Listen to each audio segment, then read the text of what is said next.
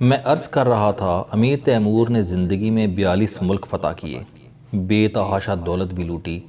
Timur کے سانے نگار لکھتے ہیں کہ وہ اپنی دولت گھوڑوں اور گڈوں پر لاتا تھا اور یہ سینکڑوں گڈے اور گھوڑے قطار میں سمرقند پہنچتے تھے، اور یہ کسی ایک مہم کی دولت ہوتی تھی۔ وہ دنیا کا نامور فاتح بھی تھا۔ اس نے زندگی کے 50 سال تلوار سے کھیلتے ہوئے گزار دیے۔ وہ دنیا کے ان چند نادر لوگوں میں بھی شمار ہوتا تھا جو اپنے دونوں ہاتھوں سے بیک وقت کام لے سکتے تھے۔ وہ ایک ہاتھ میں تلوار اٹھاتا تھا اور دوسرے ہاتھ میں کلہاڑا، اور دونوں ہاتھوں سے لوگوں کے سر اتارتا چلا جاتا تھا۔ وہ دائیں اور بائیں دونوں ہاتھوں سے لکھ بھی سکتا تھا، اور اس نے حیران کن حافظہ بھی پایا تھا۔ وہ ایک بار کی سنی اور پڑھی ہوئی بات کبھی نہیں بھولتا تھا۔ اس کی یہ ساری کامیابیاں، یہ ساری اچیومنٹ خاک میں مل گئیں۔ اس کی نا ختم ہونے والی دولت اور اس کے 42 مفتوح ممالک، یہ سب زمین کا رزق بن گئے۔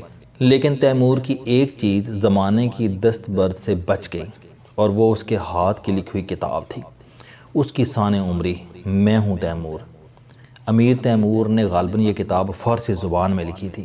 یہ ادھوری کتاب ہے جو تیمور کی موت 1405 عیسوی کے وقت ختم ہو گئی، اور قلمی نسخہ کی صورت میں مختلف ہاتھوں سے ہوتی ہوئی 1783 عیسوی میں برطانیہ میں پہلی بار شائع ہوئی، اور اس کے بعد 40 زبانوں میں ترجمہ ہوئی، اور یہ 229 برسوں سے شائع ہو رہی ہے اور مسلسل پڑھی جا رہی ہے۔ یہ بنیادی طور پر کتاب کی عظمت ہے۔ علم اور کتاب کو زوال نہیں ہوتا۔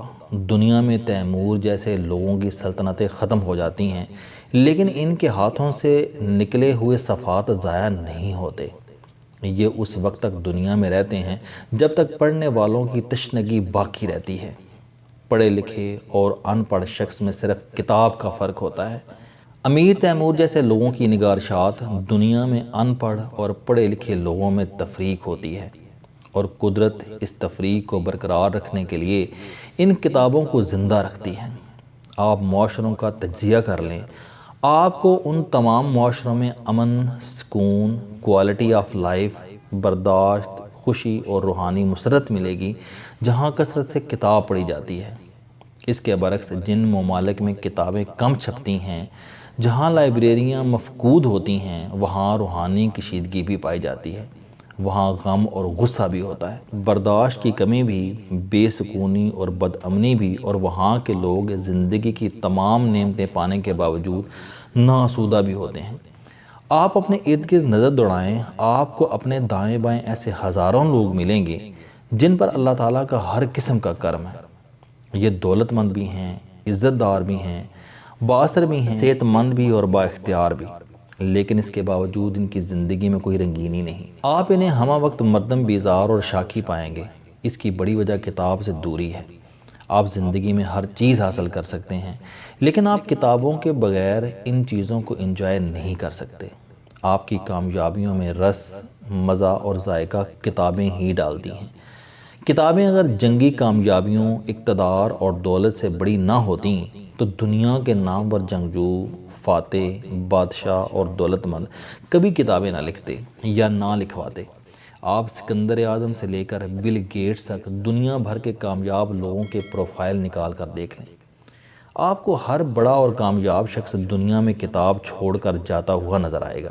یہ کتاب اس کی کامیابیوں کا گر بھی ہوتی ہے اور اس کی ناکامیوں کا تجزیہ بھی، اور زندگی کی اصل حقیقت بھی۔ اور ہم جب تک ان کتابوں کا مطالعہ نہیں کرتے، ہم اس وقت تک زندگی، کامیابی اور ناکامی کی اصل جہتوں تک نہیں پہنچ پاتے۔ مطالعہ ایک عادت ہوتی ہے، اور یہ عادت بھی دوسری عادتوں کی طرح باقاعدہ ڈالنی پڑتی ہے۔ آپ جب تک کتاب کو اپنی روزانہ مصروفیات کا حصہ نہیں بناتے، آپ اسے زندگی کے ڈسپلن میں نہیں لاتے، اس وقت تک کتابیں آپ کی عادت نہیں بنتی۔ یورپ کے لوگ بچوں کو اسکول میں داخل کروانے سے پہلے کتابوں کی عادت ڈالتے ہیں۔ یہ بچوں کو بک شاپس پر لے کر جاتے ہیں، انہیں چھوٹی چھوٹی کتابیں خرید کر دیتے ہیں، یہ انہیں لائبریری لے کر جاتے ہیں، انہیں وہاں سے کتاب حاصل کرنے کا طریقہ بتاتے ہیں، یہ انہیں گھر سے نکلتے ہوئے کتاب ساتھ رکھنے کی عادت بھی ڈالتے ہیں۔ آپ اگر کبھی یورپ، امریکہ یا کسی دوسرے ترقی یافتہ ملک میں جائیں تو آپ کو لوگ ٹرینوں، بسوں، بس سٹاپس اور پارکوں میں بیٹھ کر پڑھتے نظر آئیں گے۔ آپ کو ہر شخص کے ہاتھ میں اخبار دکھائی دے گا یا کتاب، اور اسے جہاں جگہ ملے گی وہ بیٹھ کر کتاب یا اخبار کھولے گا اور پڑھنا شروع کر دے گا۔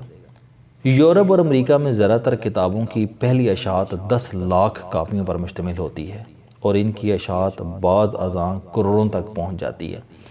امریکہ کی آبادی 31 کروڑ 38 لاکھ ہے، لیکن وہاں ایسی کتابیں میں موجود ہیں جو 40 کروڑ کی تعداد میں شائع ہوئیں۔ ہم میں سے بھی ہر اس شخص کو مہینے میں 3-4 کتابیں خریدنی چاہیے جو پرائمری تک پڑھا لکھا ہے یا جو حرف اور اعداد و شمار پڑھ سکتا ہے۔ انگریزی کی شد و مد رکھنے والوں کو اردو کے ساتھ ساتھ انگریزی کتابیں بھی خریدنی چاہیے، کیونکہ یورپ اور امریکہ علم میں ہم سے بہت آگے ہے۔ ہمیں اپنے بچوں کو بھی کتابوں کی عادت ڈالنی چاہیے۔ ہم چھوٹے بچوں کو کتابیں خرید کر دیں اور ان سے وقتاً فوقتاً کتابوں کے بارے میں پوچھتے بھی رہیں۔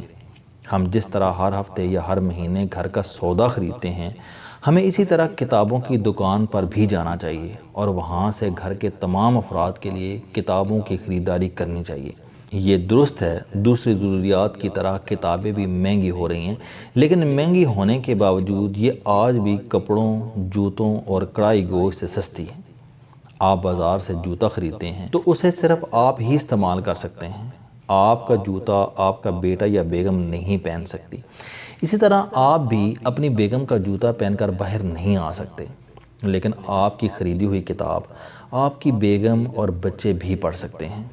آپ کے کپڑوں اور جوتوں کی الماری ختم ہو جائے گی، آپ کے کپڑے، جوتے اور کھانا پرانا ہو جائے گا، لیکن کتابیں پوری زندگی باسی اور پرانی نہیں ہوں گی، یہ عمر بھر آپ کا ساتھ دیں گی۔